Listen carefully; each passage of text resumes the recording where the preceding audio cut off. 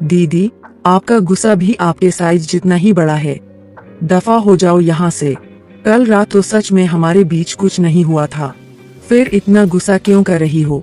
उसने सीधे मेरे सामने पैसों का बंडल फेंक दिया। दीदी, इसका क्या मतलब है? क्या यह मेरी सेवा का इनाम है? बेड साइड टेबल पर रखे फोन की धीमी रिंगटोन बजने लगी, जिसने सुबह की खामोशी को तोड़ दिया। बिस्तर से एक हाथ टेबल पर फोन टटोलने लगा। फोन पकड़ते ही उसने अलार्म बंद कर दिया। मैं दोबारा सोने ही वाला था कि तभी मुझे महसूस हुआ एक बर्फीली और ठंडी नजर मुझ पर टिकी हुई है। इसके तुरंत बाद गुस्से से भरी एक सख्त महिला की आवाज गूंजी, तुम कौन हो? नींद के हैंगओवर में मैंने आंखें खोली और अपने पास सोई महिला को देखा। उसका चेहरा बेहद खूबसूरत था और उसमें एक परिपक्व, मैच्योर औरत का खास आकर्षण था। लेकिन उसके चेहरे पर फैली शर्म और गुस्से ने सुबह के इस हसीन माहौल को बिगाड़ दिया, जिसे मुझे थोड़ा अफसोस हुआ। गुड मॉर्निंग दीदी। लेकिन इससे उसका गुस्सा शांत होने के बजाय और भड़क गया। उसकी आवाज और ठंडी हो गई और उसने दांत पीसते हुए कहा, मैंने पूछा, तुम कौन हो? मैंने भौहें उठाई। क्या इसकी याददाश्त चली गई? हैंगओवर की वजह से मेरा सिर भी दर्द से फटा जा रहा था। मेरी बात सुनकर महिला को कल रात की बातें याद आने लगी। मूड खराब होने के कारण वह अकेले एक बार में शराब पीने गई थी। उसने अपनी क्षमता से कई गुना ज्यादा पी ली थी, इसलिए इतनी अच्छी कैपेसिटी होने के बावजूद वह बेहोश जैसी हो गई थी। लेकिन जब उसकी आँख खुली तो वह एक होटल के कमरे में बिस्तर पर थी और उसके पास एक अनजान आदमी लेटा था। कल रात आखिर हुआ क्या था? उसने खुद को संभालने के लिए नीचे देखा। उसका कोट गायब था, लेकिन गनीमत थी कि उसकी बैंगनी शर्ट अभी भी पहनी हुई थी। इससे पहले कि वह राहत की सांस लेती, उसे झटका लगा। शर्ट के अंदर उसने इनरवेयर नहीं पहने थे और उसकी छाती पर एक गर्म, बड़ा हाथ रखा हुआ था। मानो उसकी नजर महसूस करके उस हाथ ने जानबूझकर थोड़ा दबा भी दिया। महिला का गुस्सा सातवें आसमान पर पहुंच गया। उसने दोनों हाथों से चादर से खुद को ढका और पूरे जोर से मुझे एक लात मारी। लात इतनी तेज थी कि यूकिंग को संभलने का मौका ही नहीं मिला और वह सीधा बिस्तर से नीचे जमीन पर आ गिरा। दीदी, आपका गुस्सा भी आपके साइज जितना ही बड़ा है। दफा हो जाओ। महिला ने पास रखा तकिया उठाया और यूनचिंग के सिर पर दे मारा। बाहर निकलो यहाँ से, अभी के अभी। मैं मासूम सा मुंह बनाकर बोला, मेरी तो नींद भी पूरी नहीं हुई।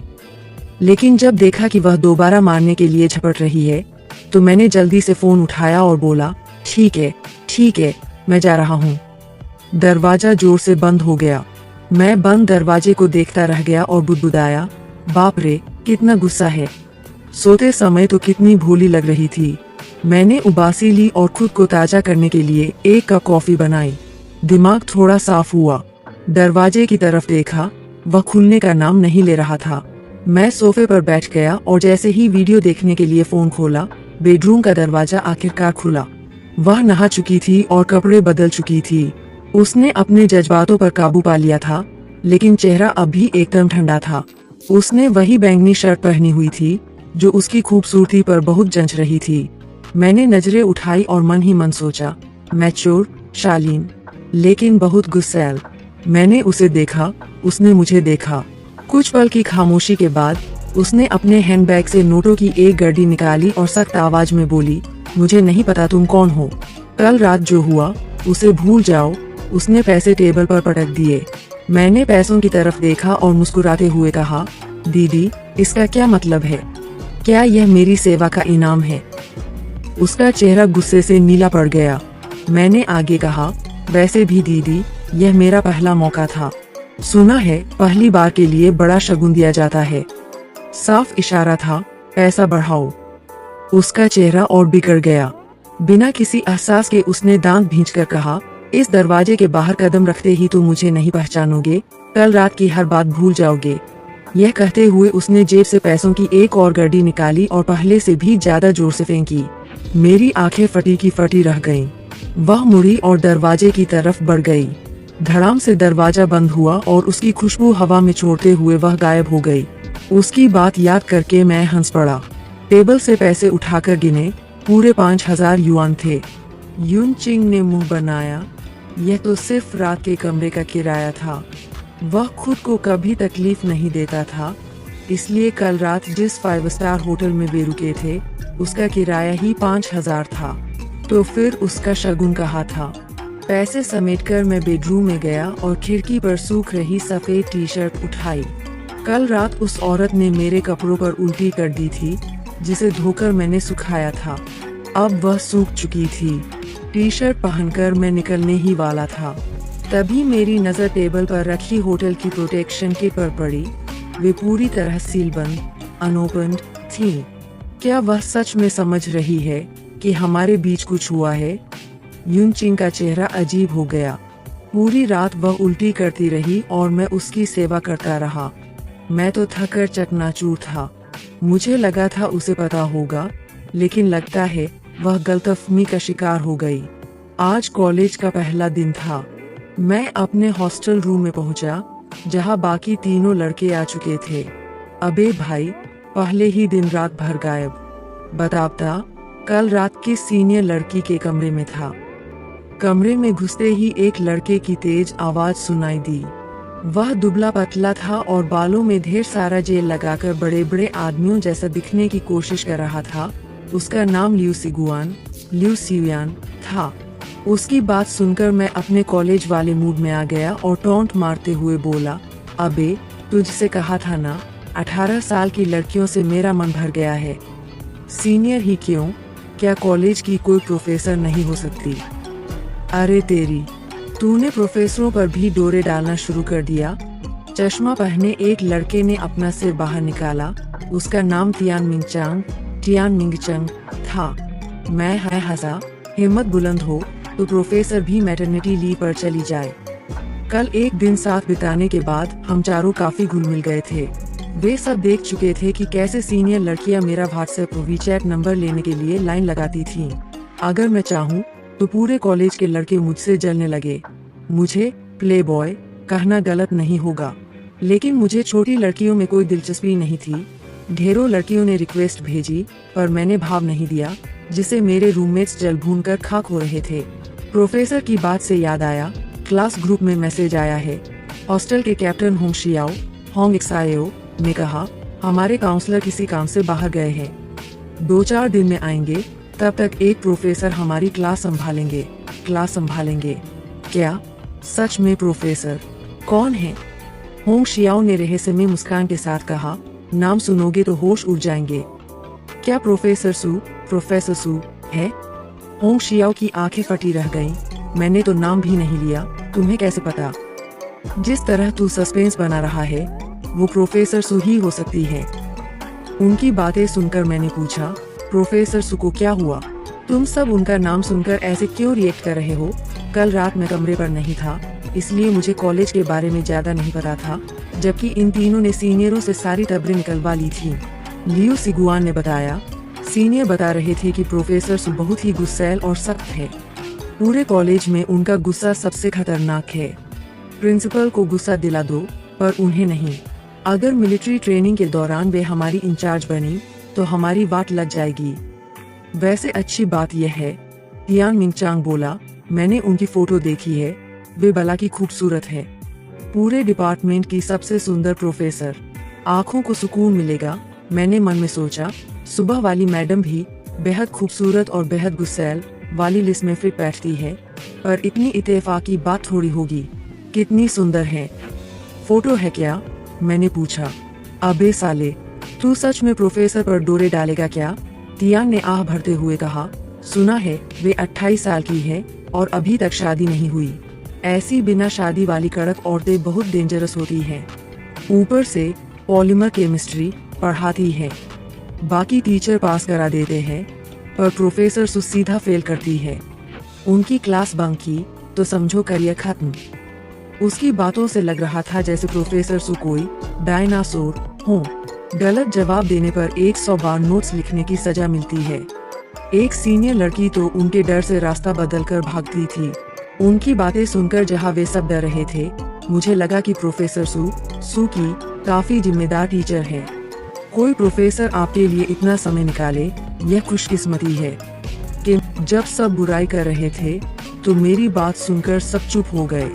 होंग शियाओ ने सिर हिलाया, हाँ यार, बात तो सही है। बाकी प्रोफेसरों को तो फर्क ही नहीं पड़ता। शायद सीनियरों की बातें पूरी सच नहीं थीं। शाम 7 बजे खाना खाने के बाद हम सब केमिस्ट्री डिपार्टमेंट की बिल्डिंग पहुंचे। क्लास में शोर शराबा चल रहा था। हम चारों पीछे के बेंच पर दरवाजे के पास बैठ गए। नए छात्र एक दूसरे से जान पहचान बढ़ा रहे थे। शुरुआत में किसी ने ध्यान नहीं दिया, लेकिन जैसे ही एक लड़की की नज़र मुझ पर पड़ी, धीरे धीरे कई लड़कियां मुड़मुड़कर मुझे देखने लगीं। लियू सिगुआन ने मुंह बनाते हुए कहा, भाई तेरा जलवा है। पीछे बैठने के बाद भी लड़कियां तुझे ताड़ रही है। होंग शियाओ हंसा, अरे इसका बैठने का स्टाइल ही इतना कूल है। अगर मैं लड़की होता तो इस पर फिदा हो जाता। मैंने होंग शियाओ के तगड़े डोले देखकर कहा, शुक्र है तू लड़की नहीं है, वरना मैं संभाल नहीं पाता। तभी गलियारे से ऊंची एड़ी हाई हील्स के चलने की कड़क आवाज आई। आवाज से ही लग रहा था कि कोई बहुत ही रौबदार इंसान आ रहा है। मैंने दरवाजे की तरफ देखा। एक बेहद खूबसूरत और ग्रेसफुल औरत हाथ में फाइल दबाए आ रही थी। ऐसा लग रहा था जैसे लैब से निकली हो। मैंने देखा कि वह हमारी ही क्लास की तरफ आ रही है। मैं तुरंत सीधा होकर बैठ गया। मेरी आंखों में हैरानी थी। क्या किस्मत है। प्रोफेसर सु वही महिला थी जिन्होंने आज सुबह मुझे लात मारकर बिस्तर से गिराया था। कुछ ही सेकंड में वह क्लास में दाखिल हुईं। वे पोडियम मंच पर खड़ी हुईं। बिना एक शब्द बोले पूरी क्लास में सन्नाटा छा गया। आगे बैठे 2 सीनियर तुरंत खड़े हुए और उन्हें नमस्ते किया। प्रोफेसर सु ने हल्का सा सिर हिलाया और पूरे कमरे पर नजर दौड़ाई। जैसे ही उनकी नजर सबसे पीछे दरवाजे के पास बैठे लड़के पर पड़ी, उनकी आंखें फटी की फटी रह गईं। उस चेहरे को वे कभी नहीं भूल सकती थीं। भले ही वह सुबह के मुकाबले अब ज्यादा हैंडसम और तरोताजा लग रहा था, लेकिन वे उसे राख में भी पहचान सकती थीं। उनकी छाती गुस्से से ऊपर नीचे होने लगी। कड़क आवाज में बोली, तुम बाहर आओ।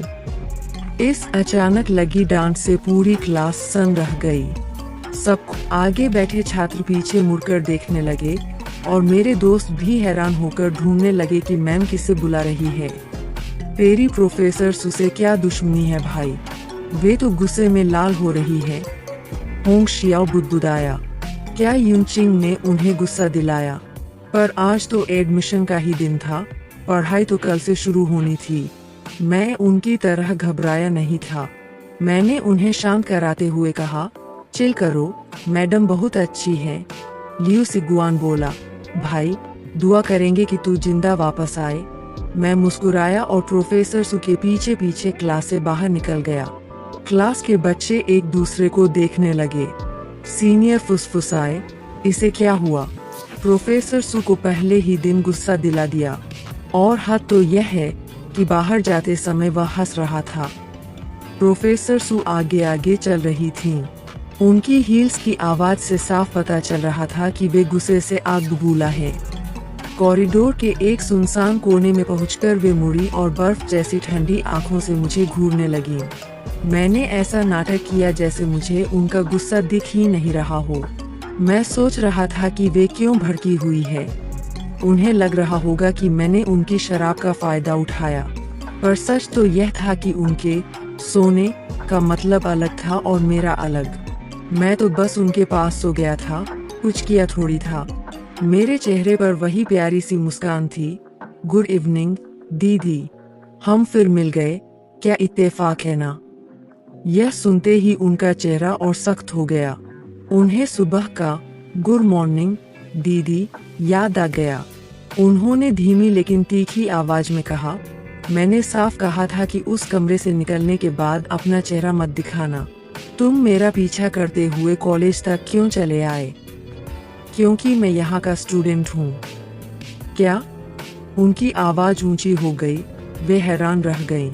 मैंने मुस्कुराकर कहा, मैं यहाँ पढ़ता हूँ मैम। किस्मत भी क्या चीज है, मुझे नहीं पता था कि आप यहाँ पढ़ाती है। प्रोफेसर सु सन्न रह गईं। उनका चेहरा उतर गया। इसका मतलब कल रात वे अपने ही स्टूडेंट के साथ थीं। वो भी उसी क्लास का लड़का जिसे वे 4 साल तक पढ़ाने वाली थीं। अगर कोई और होता तो वे नजरअंदाज कर देती, पर यह तो रोज सामने आने वाला था। मैं दीवार से टेक लगाकर खड़ा हो गया। दीदी, आप मुझे परेशान तो नहीं करेंगी ना? प्रोफेसर सुबिना कुछ बोले मुझे घूरती रहीं।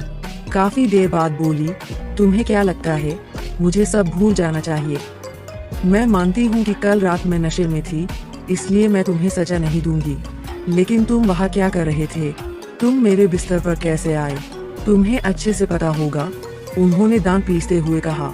मुझे पूरा यकीन था कि अगर मैं दिखने में हैंडसम होता तो वे अब तक भूसे चला चुकी होती। इनका गुस्सा सच में बहुत खतरनाक था। दीदी, मुझे लगता है आपको गलतफहमी हुई है। मैंने कहना चाहा। बस करो, मुझे तुम्हारे बहाने नहीं सुने। जो कहना था मैंने सुबह कह दिया था। अगर मैं इतना सुंदर न होता तो वह जरूर मुझ पर भूसों की बरसात कर देती। इस औरत का मिजाज बहुत तेज है। आज सुबह ही मैंने इसका नजारा देखा था। दीदी, मुझे लगता है आपको गलतफहमी हुई है। बस करो, मुझे तुम्हारे बहाने नहीं सुनने। जो बात कहनी थी मैं सुबह ही साफ कह चुकी हूँ और बार बार दोहराना नहीं चाहती। मैं कॉलेज प्रशासन से बात करूंगी कि मुझे तुम्हारी क्लास न दी जाए। आज के बाद अगर हम कॉलेज में मिले तो तुम और मैं सिर्फ अनजान लोग होंगे। देखो, आप फिर से मेरी बात नहीं सुन रही है। अब तक मुझे यह पक्का यकीन हो गया था कि प्रोफेसर सु ने सच में कभी वैसा काम नहीं किया है। आखिर वह खुद इसकी गवाह है। क्या उन्हें कोई एहसास नहीं हुआ? अगर मुझे कॉलेज में तुम्हारे मुंह से कोई बेफालतू की अफवाह सुनने को मिली। उन्होंने अपनी बात पूरी नहीं की, लेकिन उनकी आवाज में छिपी धमकी मैं साफ समझ सकता था। दीदी, मैंने दोबारा समझाने की कोशिश की। सुची ने टोकते हुए कहा, कॉलेज में मुझे मेरे पद से बुलाओ। मैं तुम्हारी कोई दीदी वीदी नहीं हूँ। मैंने कंधे उचकाए, लेकिन टीचर और स्टूडेंट बनने से पहले क्या हमारा कोई और रिश्ता नहीं बना था? और रिश्ता? सुची की आंखें बर्फीली ठंडक से भर गईं। उनके होंठ भींचे हुए थे और वे चुप रहीं। ठीक है दीदी, वे अभी भी मुझे घूर रही थीं। ठीक है प्रोफेसर सु। सुची ने तब जाकर अपनी नजरें हटाईं। याद रखना जो मैंने सुबह कहा था। लेकिन प्रोफेसर सु, सुबह के 5,000 तो सिर्फ होटल के कमरे के किराए के लिए काफी थे।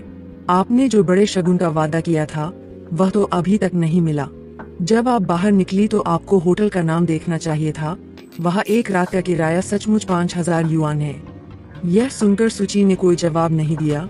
वे मुड़ी और सीधा चली गईं। उनकी हाई हील्स की तेज आवाज से साफ पता चल रहा था कि वे आने के मुकाबले और ज्यादा गुस्से में थी, खासतौर पर मेरे उस शांत और बेफिक्र रवैये से जो मैंने पूरे समय दिखाया था। सुची और मैं लगभग एक के पीछे एक क्लास में दाखिल हुए। क्लास के सारे बच्चों की नजरें हम दोनों पर टिक गईं। इन नजरों ने सुची के चेहरे को और भी कड़ा और गुस्से से भर दिया। इसलिए बाकी पूरी क्लास मीटिंग के दौरान उनका चेहरा गुस्से से तना रहा। पूरे कमरे में एक सन्नाटा और खौफ छा गया। हर कोई सहमा हुआ था।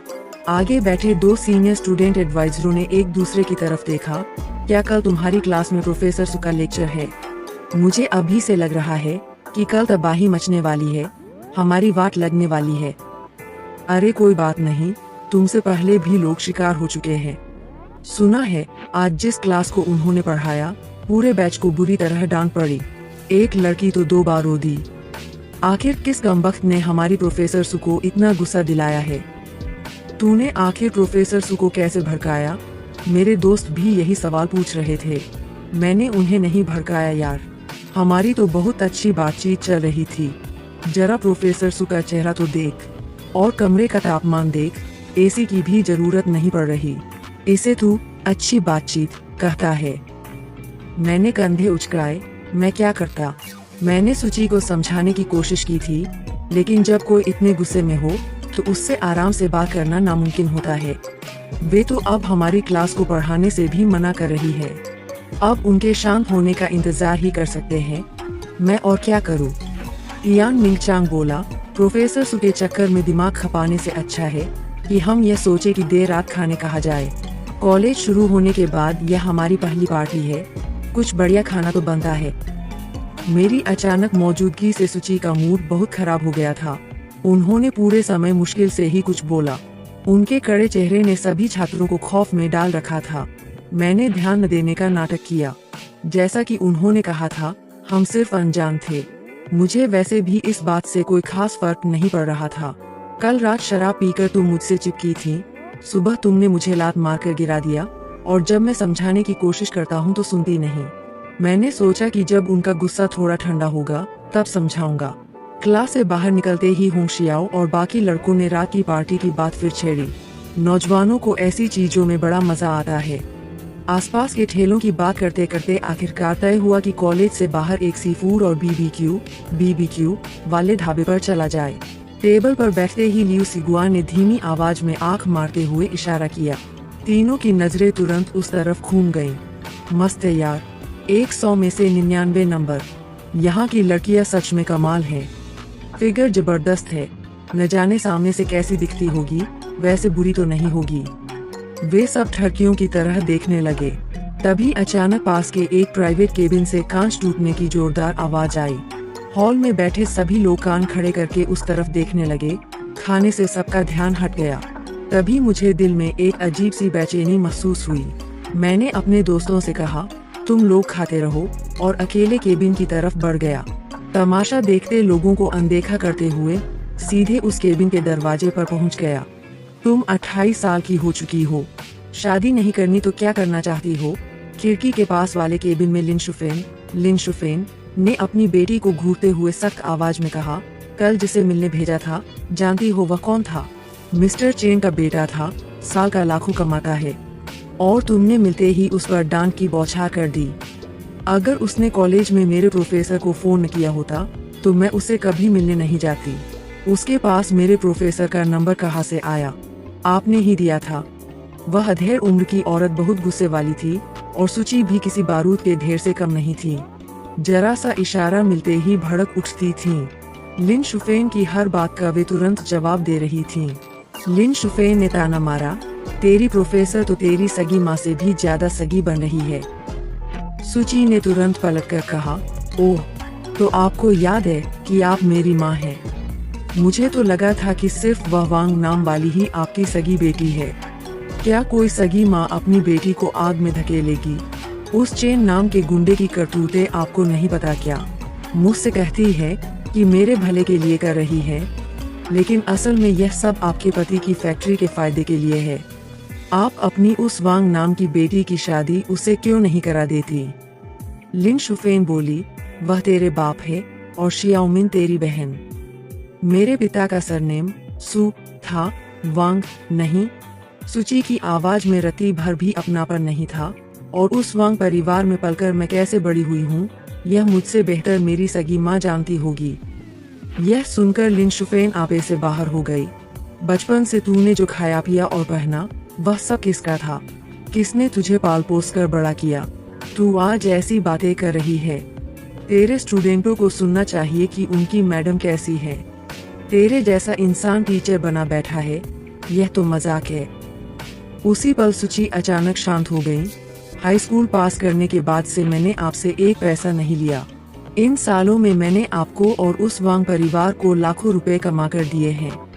क्या इतना काफी नहीं है? क्या अब मेरी जान लोगी? दरवाजे के ठीक बाहर खड़े होकर जब मैंने यह सुना तो मेरे हाथ रुक गए। फिर मैंने जोर से दरवाजा खोला, जो दीवार से टकराकर धड़ाम से बजा। मेरा चेहरा गुस्से से लाल था। सुची की तरफ देखे बिना मेरी नजरें सीधे लिन शुफेन पर टिक गईं। अब समझा कि कल रात सुची इतनी गुस्से में क्यों थी। तो यह माजरा था। आंटी, आपने इनके लिए रिश्ता भी तय कर दिया। हम आज सुबह एक ही बिस्तर पर साथ सोकर उठे हैं। अब आप ही बताइए कि मैं बॉयफ्रेंड हूँ या नहीं? यह सुनते ही केबिन में मौजूद दोनों औरतों के माथे पर बल पड़ गए। लिन शुफेन ने तुरंत सुची की तरफ देखा। कायदे से अगर यह लड़का झूठ बोल रहा होता तो सुची तुरंत मना कर देती। वे ऐसी बातों में झूठ नहीं बोलती थी, चाहे कितनी भी लड़ाई क्यों न चल रही हो। लेकिन सुची बिल्कुल चुप रही।